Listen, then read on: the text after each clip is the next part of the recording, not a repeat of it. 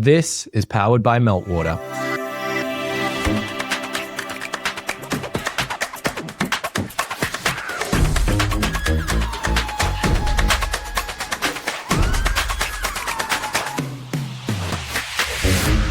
Hi, I'm Dino Delich, and in the studio with me is Genevieve Bramall and Stephanie Lerdahl.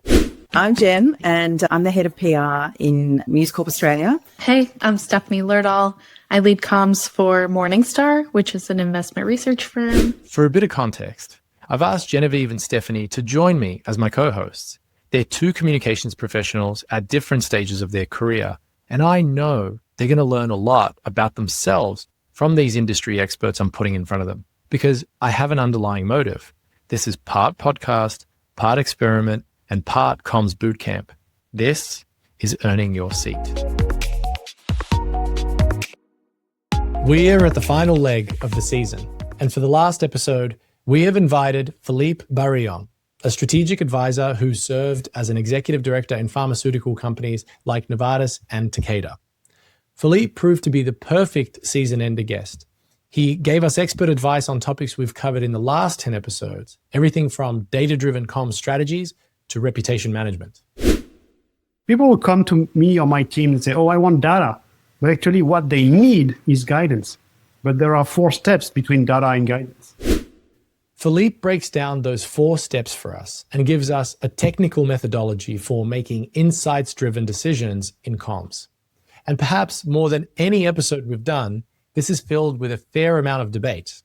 Stephanie kicks it off with a very bold question about AI, setting up a scenario that I'm sure a lot of us have encountered before. I've been super excited to talk to you because I think, part of why I got to know Dino is because data-driven decision-making is decidedly a gap on my team, and it's something I want to improve, but also because I think there's a lot of stuff that communicators have been good at that won't be relevant anymore in an AI world. So for example, part of why I think we've gotten away with being a little less strict about being data-driven is because comms has high clock speed. We love reading information, news, we ingest it all, and we can intuitively connect the data points. You tell me a customer's doing something, I know top of mind for them is going to be this thing in the news, this thing in the news, right? And you're not going to need a comms person to tell you that anymore because you're just going to go to an LLM and say, what are they thinking about? Bold statement. Yeah, I mean, just my ability to synthesize a lot of information about the environment around us is a commodity now. What have you seen that has made you so certain? We decided to expand our credit ratings business in Australia, a market where I have never lived, and credit ratings is a newer part of our business that I have never worked in. And so I said, oh gosh, I'm not going to be able to really help them, was my sort of starting position. But, I'm not stupid. I didn't say that out loud. I said, I can gladly help you. So I went to Copilot and I just asked it, what are the credit ratings agencies in Australia? Told me. How do they position themselves? What media is talking about them? And I came up with a plan that they loved. They said I should come work for their business. And you know what? Copilot did all of it. And it taught me everything I needed to know in 10 seconds that normally I would have been proud to know about our industry. Can I still argue one thing here? Yeah. You had the right questions. And Copilot worked for you because you were able to write the right questions. And one of the challenges that I see coming with this AI is that AI nowadays is taking the jobs of the younger people. You can use Copilot to that level right now because you've done the job before, and one of my predictions is that we're going to struggle very soon because who is going to lead the agents if they have not done the job before? Because that's kind of what's happening right now. And I think we have to think twice about it because I was sitting today in a conference where Acuvia, one of the biggest, largest consulting firms in pharma, was presenting their bot. Amazing. Their bot can do the job of an analyst. So that bot can do my job 15 years ago. When my question was hey, if we're just using bots or agents to do that job, so we don't train our people to do that job, then how are they going to do my job of today? This example of what Stephanie did with Copilot is research. She's collecting data before decisions are being made. So remember, there's measurement, evaluation, and research. Measurement is what happens in the execution of a campaign. Research is what happens before. So she's simply gathering data. I know I'm overstating it, but simply being curious and letting your curiosity take you towards a tool that's powerful like Copilot and asking the right questions, that's what a data-driven communicator does. And she took that information and paired it with her current understanding and allowed that to guide her to adjusting the right strategy. Because even AI could tell you the right questions to ask. Like, I just know it. But my concern is more about the inflated confidence that you get from the responses, right? So I think I'm good at my job and my team can use AI well because we have the sense checking ability. Like, that doesn't sound right. Let me check. But if you've never done it before, like if it told me that a made up credit agency in Australia existed, I would believe it. Right? Yep. And because I really don't know that space. And so I think that's the thing that I worry about is how do I train my younger team to have the experience that we all got to sense check. The thing is, AI is doing what you ask it to do. And we've made some silly experiment recently. I was asking with my wife, we're looking at what's the best possible insurance. We're looking for health insurance. And I've used my AI to say, hey, I'm giving you the color of vegetables as data input and tell me which is the best choice of an insurance. And it does it. It's telling, hey, your beans are green, so you're better off with Vaudoise because their logo is green. It sounds silly, but it's meant to be silly. The challenge is that we're doing that all the time. And there's a high risk of people doing that. Of course, not in such an obvious, silly manner, but you will get an answer. The question is, what is behind that answer? And if you don't have the experience and the critical thinking to say, hey, wait a minute, and that's a challenge. AI is not able to distinguish between useful data and noise. So it's going to mix everything. Yes, it's amazing. It can find patterns much faster than we can do, but it cannot distinguish between crap data and useful data. It's going to take everything and come up with answers because it's exactly what it's trying to do. That being said, I know many consultants who do the same. Yeah, exactly. In the example you gave, I feel like the AI just saved you time. You were doing research, right? And it just did the research way quicker than what it would have ordinarily taken you. But you needed to ask the right questions. And you then needed to be able to determine if the information it gave you was going to be obviously credible and also useful in the application of the business more broadly that you understand. So I think the question you were asking was about younger team or more junior members who possibly haven't been old school the way we have in research. And so then come to rely on this. Like I've got children in, their last years of high school, and the high schools are now bringing out AI policies that are basically saying, we know AI exists and we want you to learn to use it, but we want you to learn to use it responsibly and to not ask it to answer the question for you from the get-go. We want to see evidence of your own thinking before you then apply the AI learning. And I was chatting to a university here in Australia and they were saying the same thing. This progressive university said, oh, no, we're like, bring it on, use AI, show us evidence of your AI, like learn to use it. Because in the world that we are going to continue to exist in, we need to coexist with AI. But I don't think that a lot of what we do from a critical thinking perspective can be necessarily replicated or replaced. It's the inquiry itself that if you get that right, it can save you so much time, energy, and effort. Developing a strategy, it can do quite well, but you have to actually understand whether it's a good or bad strategy. And then you have to be able to apply it through behavior, leadership, all sorts of things, stakeholder management. And I think there's something fundamentally human in comms, which we don't have necessarily in other parts of pharma, which is context. I know last year we were looking at media coverage around earnings on Novartis, and then a few months later, we had a bit of a bad buzz around the compensation of our CEO in the press. And one article from a leading press outlet in Switzerland was titling that our CEO is the most dazzling CEO of the industry. AI said, oh, that's a very positive title. The thing is that in the context, it was very negative because of the double meaning. Dazzling meaning shining reflect, referring to shiny objects and looking for the shiny things rather than what truly matters. So I think you really have to use both in the end. It's great because AI would be right in 80% of the time and you can rely on them. But then, for specific things like the one I'm mentioning here, only a human person can distinguish the difference because of the context, because of the nuances of the language. If I'm saying what you said is very smart, you don't know, if I'm thinking that what you said is very smart or if I'm making a sarcastic comment. So we dove headfirst into the subject of AI. Steph says comms teams can get away with having AI to do everything.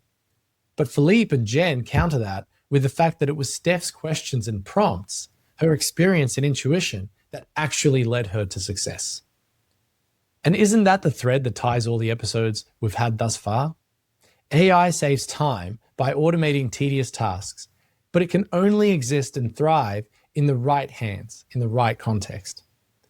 We've left some open-ended questions for you to ponder, but in this next part, we move on to a new problem. How do we prove the value of what we do? Can comms truly be measured in terms of business impact?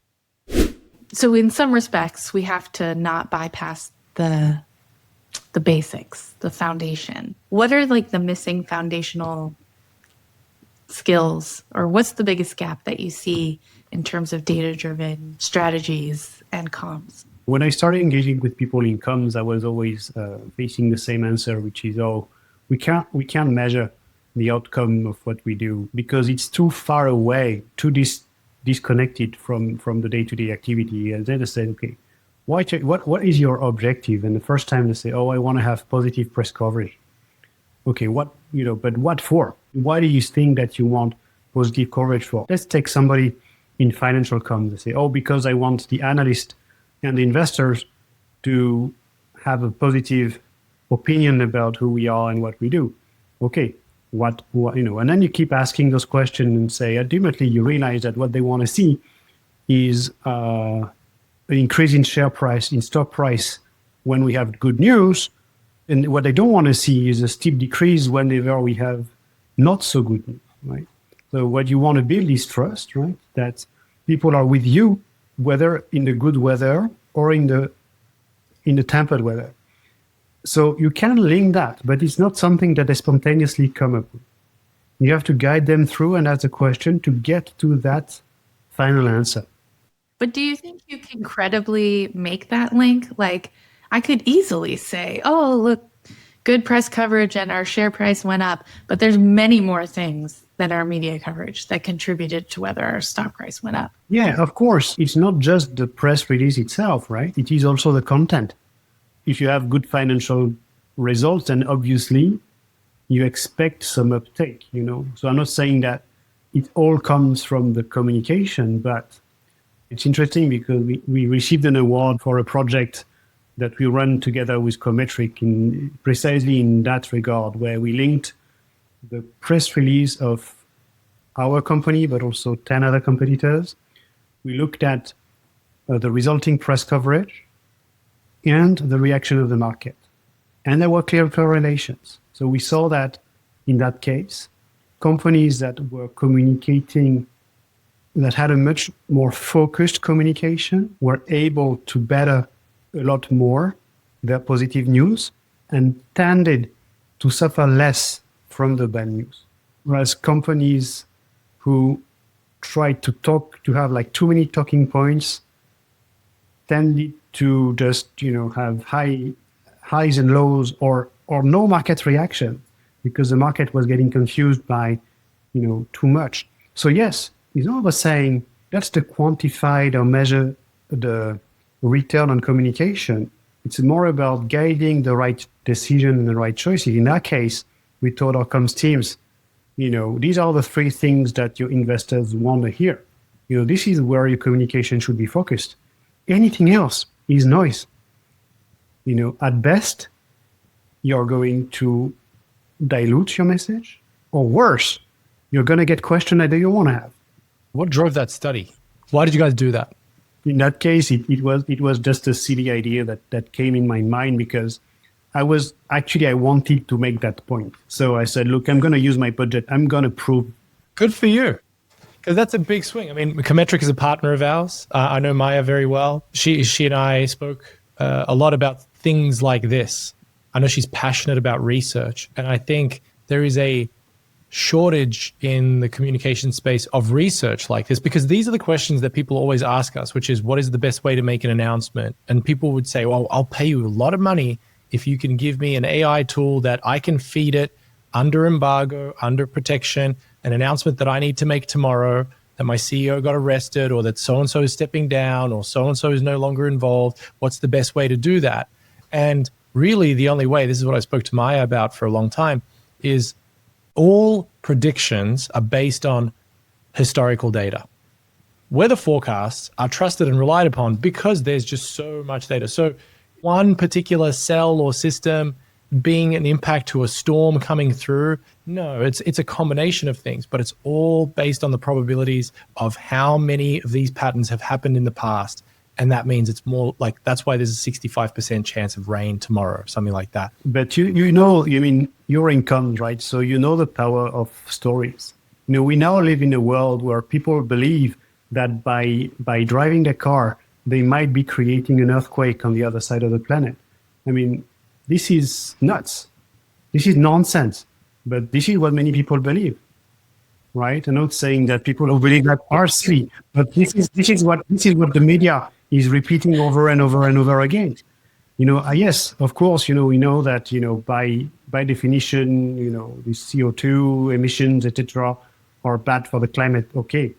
But, you know, to that extent of creating an earthquake or lighting a volcano, but these are powerful stories, right? I remember working with Wayfair when they were involved in the smuggling of children in cabinets around the country. You know, it just sounds ridiculous, but there's a pack of people that believe it, and then things spread, and then that's where you get some stories that blow out of control. And I know that seems like a very different topic, but in the same way that a communicator is trying to gain trust and influence internally by showing data and showing evidence that we are kicking butt, we are driving the stock price up, there will always be someone who either does or doesn't believe it, and then they might believe or not believe something else. And so then it always comes back to the human element of, what do people trust? What do people believe? But can I also add there, Dino, that if the CFO says, oh, and I don't know if you can really say that all that positive press you got us led to a, you know, increase in the share price, turn around and say, well, then I assume if the company does something really awful and we get all terrible press, that we're also not responsible in that context for a drop in the share price. Well, no one's ever going to agree with that. They're going to say, no, negative press equals negative outcomes for the business. But, you know, it's the same with marketing, because I spend most of my time in marketing and launching drugs. Ultimately, the delta between great marketing and poor marketing is a range of 20% in the top sales, right? A drug that saves lives will sell even with terrible marketing, but it will sell more with great marketing. So it's the same principle that applies here. You know, with poor communication, you will get something. You know, if your company is doing a great business and you have positive results, yes, you will see a positive movement and people are with you. But with great communication, you get more of that. So it's more of an amplifier. It's not the core, but it's more of an amplifier. But same thing for marketing. Always on positive reputation. So proactive, positive publicity, the things you can do that just place your company in the positive mind's eye of the consumer means that when anything negative happens, large or small, the impact of that is softened because the consumer has a more positive lens that they're applying to your behavior or your product or whatever it is that your company has done. And to me, it's just like human nature. If you've got a friend who never talks to you, says nothing, never returns your calls or texts, and then they just come out one day and they do something really mean to you, you have absolutely no skin in the game to try to repair that friendship, talk to them again. You'll just dismiss. But if they've been a really trusted advisor, a trusted friend, they've been there for you, they've propped you up, they've supported you, they've been there on the journey with you, and then they kind of forget your birthday, you'll forgive them. It's okay. They'll have another one next year. I'm there for you. And you'll continue the conversation with them. And I do think that companies and the way that we operate as communicators is really just like a giant friendship with the customer. I love how Philippe just highlighted that. When things are going great, that is a great time for a business to invest in communication, because then you can leverage a healthy and great reputation. And often people think counterintuitively. It's almost like earthquake insurance. I live in California, but most people think like, oh, I guess, there won't be one for a while, or I live in a safe zone. And then we remove the insurance policy. In fact, communications deployed at the right time on a healthy reputation can leverage that reputation for greater business impact.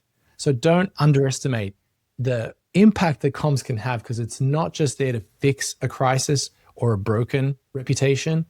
It can be there to help enhance that reputation and help you leverage it for business growth. And if you treat your customer the way you would treat a friend, and you treat your comms approach in the same way, it's A, a lot more authentic, and B, a lot more trustworthy. I was part of a conversation recently organized by Ipsos, another company who is active in the area of reputation management, where we realized that companies were forced to communicate about way too many things. So instead of just being that great pharma company, you have to be the equal right employer. You have to be the responsible for the planet. You have to showcase this, and that. And ultimately, you're being punished because one of your drug is not as safe as you want it to be, right? So, it's kind of, by trying to be everything, you're also exposing yourself to way more than you can deal with. What I've seen in discussions is that there are companies like Ipsos, RepTrak, YouGov, Morning Consult, primary research companies who have dimensions of reputation, 6 or 7 of them typically. Innovation, governance, citizenship, those kinds of things, as well as product, innovation, product, similar thing, financial performance, so on and so forth. And what some people have said is that if there's 7, 5 of them don't matter. It's really the 2 main ones, financial performance and innovation, or like some version of trust and innovation. Because if we trust you and we like you, and you keep making stuff that's good, leading, top of the quality pile, then that's what really drives results. All these other dimensions, not so important. So this is maybe my way of perhaps connecting the dots with what you're saying or turning it into a question, Philippe, is that when you say that people are compelled to communicate about a lot of things, well, if you just make good products and if you make sure that you are trusted and you don't do silly things like with people's passwords or private information and so on, then DEI is not going to drive your share price up necessarily. But where does that pressure come from? I could not disagree with this more. Let's go. Let's talk about it. I mean, I think, will it drive the upside as much? I think you're right. No, there's probably 2, and it might vary by stakeholder, right? Clients versus employees versus shareholders. Which 2 attributes matter the most? But if you have a deficit in any of these foundational reputational drivers, all it's going to take is a misstep to really put you in the hole, because some of these things are just a license to operate. So if you maybe are going to make an employee mistake on the equal rights front, you will get out of that hole. You will survive better if you have a well of information you have already communicated about what you stand for on this topic. Will it advance you as much as good products? No, but it's going to make you much more resilient. But I think in that case, Stephanie, my question to you, it would be more like, do you think what matters in the end is how you behave or how you communicate? Because if you behave well towards your employee, towards your talent pool, then you don't have to justify yourself in the back end. How will anyone know you behave well if you don't communicate? So we've dabbled in measuring comms, with Philippe bringing up a self-funded project that showed a correlation between focused communication and customer reception. Focused being the key word here, since everything else, as Philippe says, is just noise. And Jen adds that it's always worth building a good reputation for the brand, because then customers are more likely to be forgiving when worst comes to worst. And if it does come to that, what happens then? In the next segment, things get a bit heated as we discuss and debate how comms teams should go about a crisis. So if you want to hear our warring thoughts on how to weather career-altering accusations and the Coldplay Kiss Cam incident, don't go anywhere. This is a great topic. So let me bring up a specific example. Andrew Huberman, you know, the guy who has the podcast Huberman Lab. So he's this American professor, researcher, has a podcast, very popular, has celebrities on there all the time, bit of a thought leader and an influencer in sort of science-backed lifestyle approaches, like smoking, drinking, eating, diet, exercise, all sorts of things. Got in trouble because some women came out and said that he was in very deep, significant relationships with many women at the same time. So somebody tried to take him down and expose him. Hey, here's a guy, he's famous, he's all over the place, he's meant to be this like scientific, I'm telling you how to live your life, and he's having all these multiple relationships and lying to women and all this sort of stuff. What do you think he did about it? What would you advise him to do? If it can fit his narrative, if we can prove that having multiple relationships at the same time is good for health, then reinforcing. Exactly. I don't know where your wife is right now, but hopefully she's not listening to this. I don't know if he was in a committed, like a marriage and then having all these affairs, but I would just say always tell the truth. That would be the platform that I'd start with any crisis comms, is be truthful and own it. Tell the truth. So say something or say nothing. If there's a lot of accusations and it's potentially damaging to his brand, assuming that his audience is hearing all of this, then I think he's got to own it, tell the truth. And if he can shoehorn it into his narrative, bang on. But don't try to do that if it feels fake. He said nothing. I would probably have said nothing until you really get in trouble. Well, I've never heard of him, so he's not that great. And maybe that's also an indication. Maybe we've never heard of him because he didn't engage. Yeah, exactly. So You would have heard of him because it was such a salacious story. And I think it's interesting because there is no right answers. Like the way that we started this conversation before you hopped in, Genevieve, we were kind of summarizing that. Philippe said, I don't know if I'll have all the right answers. What we've learned is that nobody has the right answers because there are no right answers, because the topics that we discuss here are subjective. I don't know if he did anything wrong or not, but there's definitely a spectrum of advice that he could have been given. And maybe his people at Stanford would have said, no, you're associated with our brand, so you need to communicate. And he said no. And he could have been fired. He could have been, kicked off the payroll or whatever. It's such a messy world. But at the end of the day, maybe what he leaned on was, I am trusted because the advice that I give gives people value in their lives. And I am innovative. I do things in a way that I'm at the top of my game. And now maybe because he didn't do these things, he felt like I don't need to say anything, so I'm just not going to entertain. But I think companies, what I was saying in the aftermath of COVID, the voice of the consumer got really powerful. And I think that's why I said, who's forcing who? I think people feel forced to respond because there are many loud, noisy voices.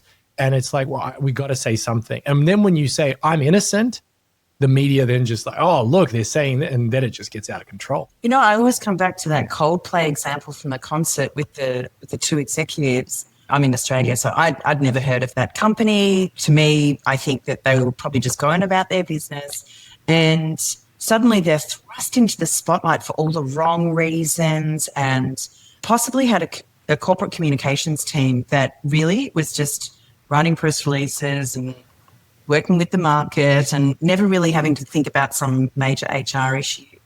And their response was timely. It was cheeky.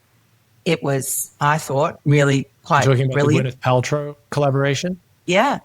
And I think it deflected. It owned the moment. They made it all about the executives and not about the company, like turning the narrative back to, if you want to talk to us, this is what we do. But, if you want to talk about them, that's them. They're over there now. They're gone. They're not part of our business. And I think that for me was an example of when there was no alternative. They had to speak. They had to say something. The noise was just so loud. Because of the size of the matter was so big. But this is like such a good example where like experience and gut is generally guiding you, right? Like Jen liked the response. I hated it and I still hate it. And but like really, if you're in that seat, what data are you looking at to make a decision here? Or are you just going on experience? How would I approach this? You're saying, okay, do we have evidence based on past event and then learn from them?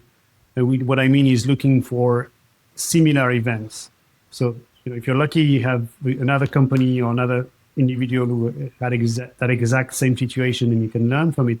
Or you're looking for, best alternatives, surrogate, right? So things that are not exactly the same, but that happen in a similar context. And this is where data can come and help, because oftentimes audiences behave exactly in the same way as they have, especially if the example is recent.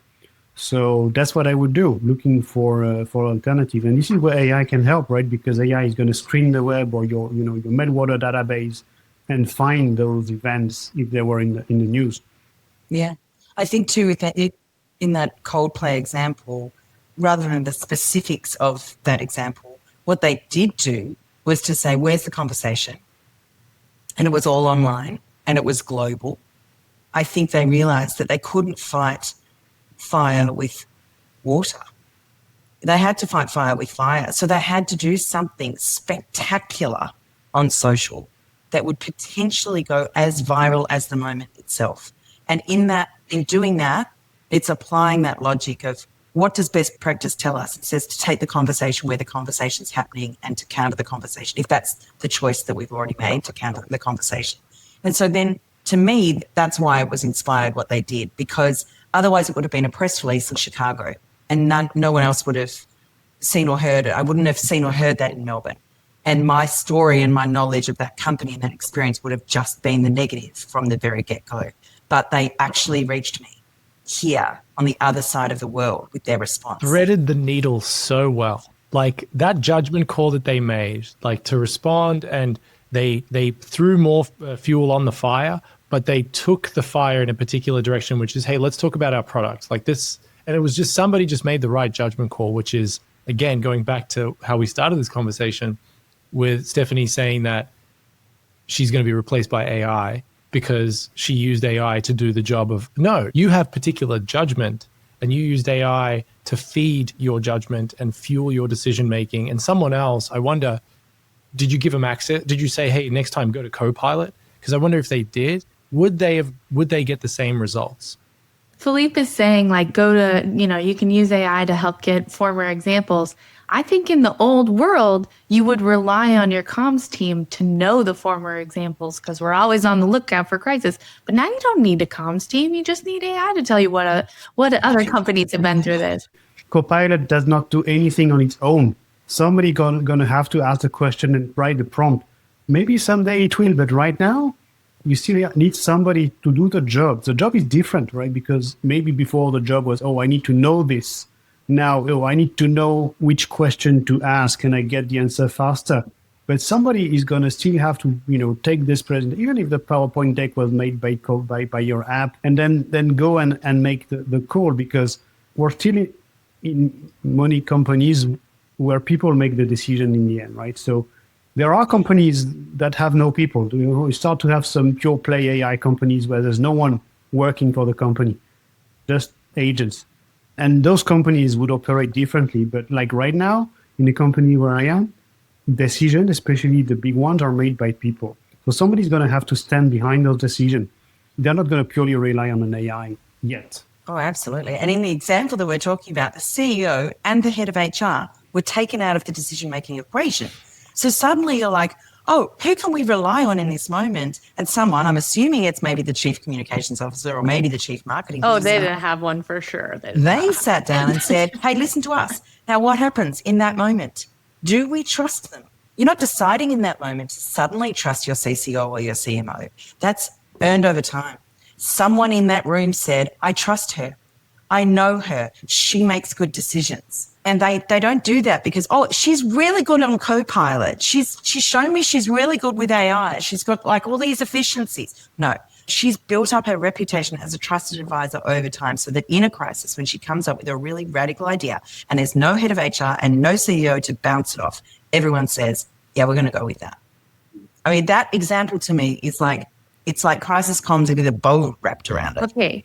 But they have no communications department. They hired a crisis PR agency, the same one that Ryan Reynolds used. They're just paying someone for the idea, and AI might have had the idea. Maybe it's one of those situations where even a broken clock is right twice a day. It could have been lucky, but whatever it is, I think it goes back to companies are just collections of people, and people are collections of emotions, and decisions have to get made every day, and emotions are there. And sometimes you get it right, sometimes you get it wrong. And that's, to me, the biggest lesson from a lot of these interviews that we've had is you're not always going to get it right. I was going through the interview with her, the head of AMEC.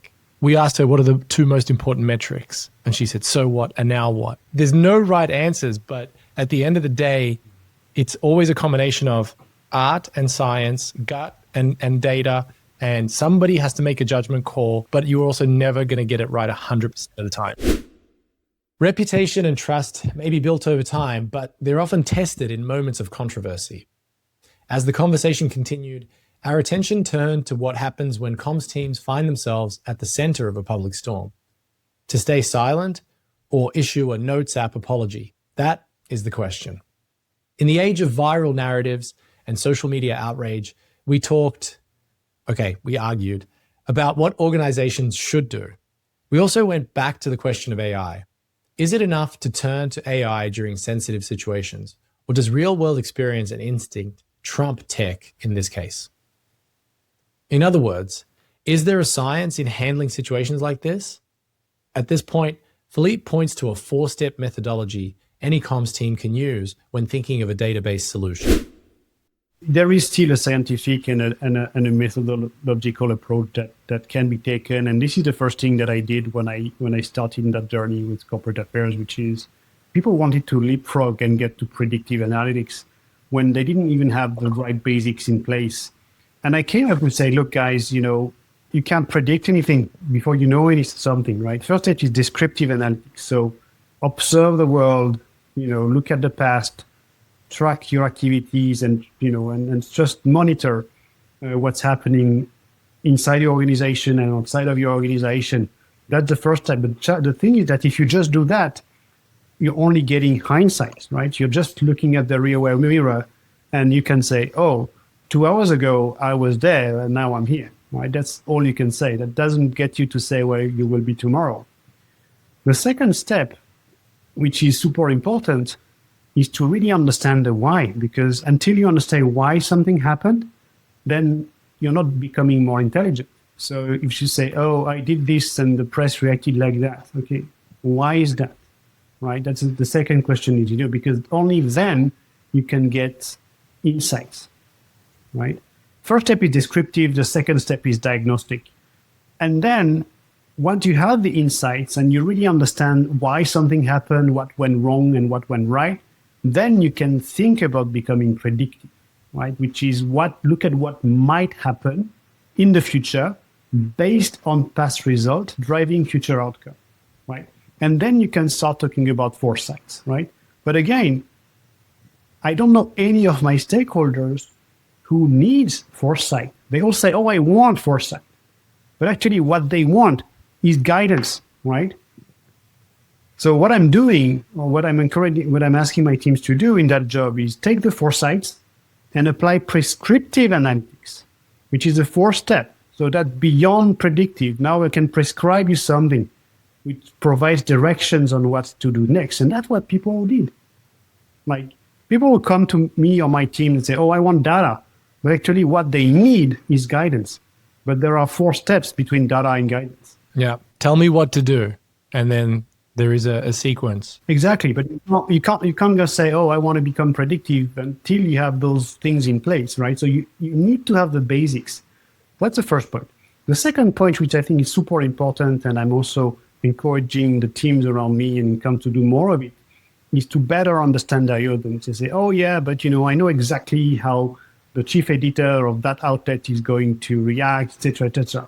Yeah, but do you really understand the behavior science behind those individuals? I'm not talking about one person. I'm talking about a group of persons. I'm talking about, like if you take all financial journalist outlet editors in the US, like what are the commonalities? What do we see? And then what's driving the behavior of this group? Because then when you understand what's driving the behavior, you can start applying behavior science to figure how to nudge that behavior, right? In a much smarter way. It might not still work at every single individual level, but on average, you still, okay, if I'm writing with this, if I'm entering this narrative with this tonality and with this kind of argument, then I'm much more likely to get what I want, which is in that case, let's say, positive press coverage in these top outlets. The third thing is what actually matters is not what's for journalists right. And my communicators will hate me because they all believe that my job is to get positive press coverage. But by the end of the day, if nobody reads the outlets and I do nothing with the content, then you might stay home. I mean, what you're doing, it doesn't matter. The only reason why positive press coverage matters is because our customers are going to read the press, right? And they're going to make buy or don't buy decisions based on what they read. Whether they buy drugs or stock, same thing, right? Or if they write policies, same thing.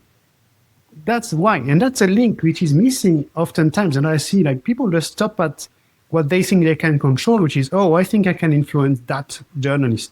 And if he or she writes a positive article about us, I'm good. I've done my job. No, because your job is supposed to have much more profound impact, which is what actually matters is the readership of that outlet and how they react to it. Another example, earlier this year, we did something at Novartis, which was a first in Novartis history. We placed an ad at the Super Bowl about women's breast health. Every conversation I've had with Philippe, he's such an intellectual, but he always stimulates a certain part of my brain. And it's really interesting. But I also love how he simplifies things. Often, my colleagues and I have been afraid of the P word, predictive analytics. And we've shied away from it because that is a big promise to make to a client, to say that we're going to provide predictive analytics. But it shouldn't be that scary because to get to predictive, there are the two preceding steps. And I love that he simply spells it out, that there is a way of using data to simply describe what happened, but by being curious and telling a qualitative story or producing a qualitative analysis means that you are then diagnosing why it happened. And if you can see what happened and diagnose why it happened, then it should be pretty easy to take a look at the data and predict what's going to happen next. And if you can do that successfully and accomplish that level of measurement, then why can't you get to the prescriptive, which is simply recommending and prescribing what should happen or what should be done? So I love the simplicity of it. No, it's not easy, but I do think that we should all challenge ourselves to not be afraid of the P word and to start by looking at the data and identifying what happened, then answering the question, why did that happen? And then why can't we predict what's about to happen next? We can take our curiosity in that direction. One of the things that we did actually working with those teams is to actually help you get them to work towards the end game, which is like, what do you want out of this ad? We want the world to know about this. We want the world to know about Novartis.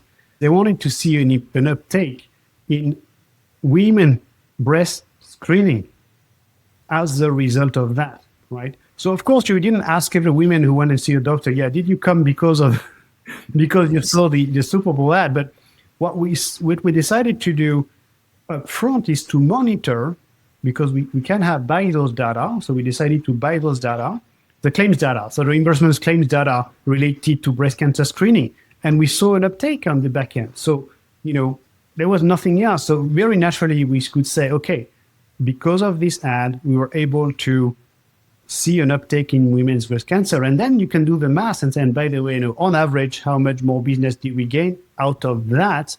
Number one. Second, to what extent did that contribute to better women's health in the US? So that becomes another content, right? So it's self-nurturing.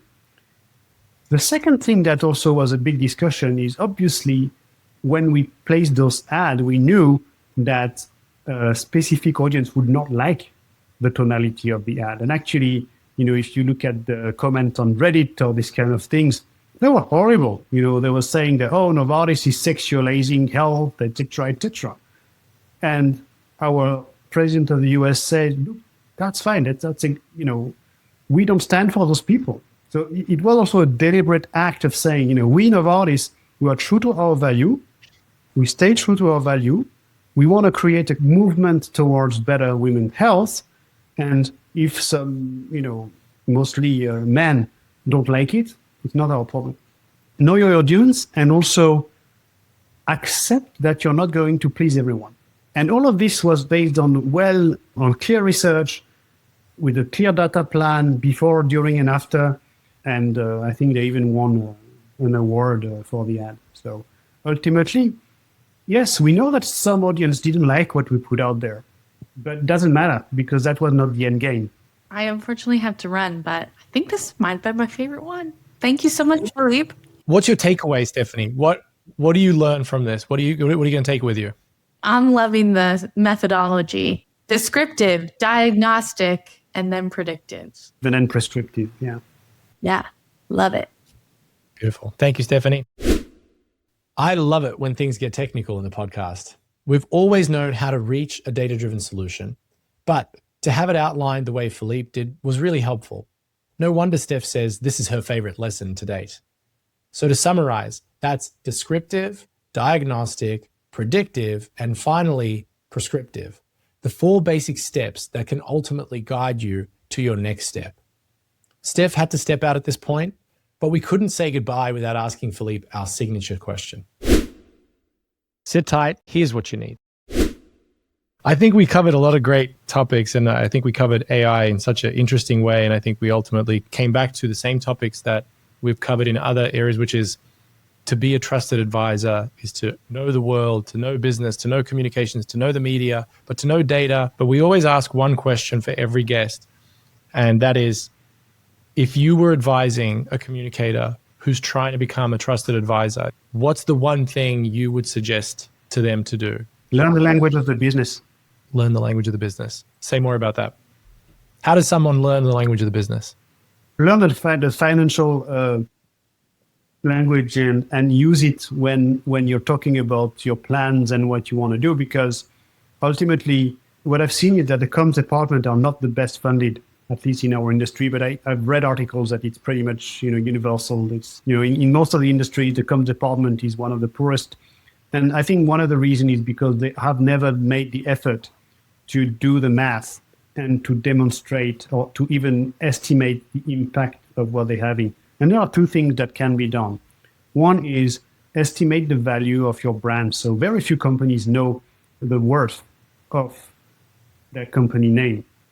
In FMCG, it's easy because it's public. You can see and say, for example, if I want to buy the brand Apple, I think it's something like 30 billion. But like companies like Novartis, we've never done the math. So that's something that I've also encouraged the team to do. It's like, let's do the math and see what's the worth value of the name, because it's not that complicated. Because if I knock at any door and I'm telling them I'm Novartis, more likely I have a higher chance of having that conversation, of meeting that customer, than if I'm telling them, oh, I'm, company ABC that no one ever heard of, right?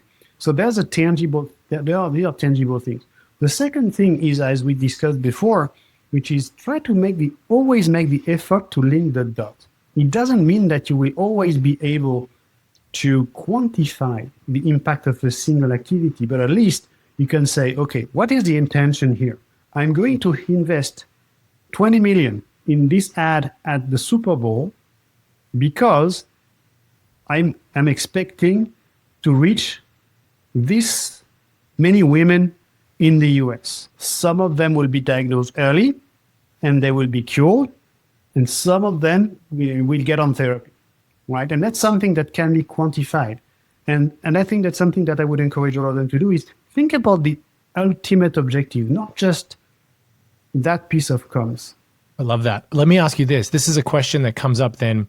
So you're saying connect the dots, try, even if you're not going to get it perfectly, like at least tell the story. And it's something that I advocate a lot, but I think a lot of hesitation people feel is, but isn't someone like a Philippe, an analytical mindset advisor to the CEO, going to be sitting in that meeting and ask me, how'd you make that connection? How did you say that your press release increased the stock price X? What would you advise those people who are concerned about being not bullied, but being challenged in that scenario? Engage with them before the meeting. If somebody comes to me and say, hey, Philippe, we're having this meeting next week and I would very much like to have your value, or can you help me, quantify the likely impact of this initiative that I'm pitching and asking budget for, then I'm most likely to help them. And then they present a plan that I have seen already. I mean, at the end of the day, it's it's stakeholder management 101. It's, if I'm with you on the journey, then I have no reason to object on the moment. And that's where then you have to read the people that are going to be in the room and figure out how to manage all those stakeholders before. That is not specific to comms. That's every function needs to know that, especially, if you want to reach the top, you have to understand who influences whom and what might get. It's not easy. I'm struggling with that, to be honest. I think this is a perfect place to end the episode. But before you press stop, let me give you a little more. In a way, it felt like all the previous episodes of Earning Your Seat were building up to our conversation with Philippe.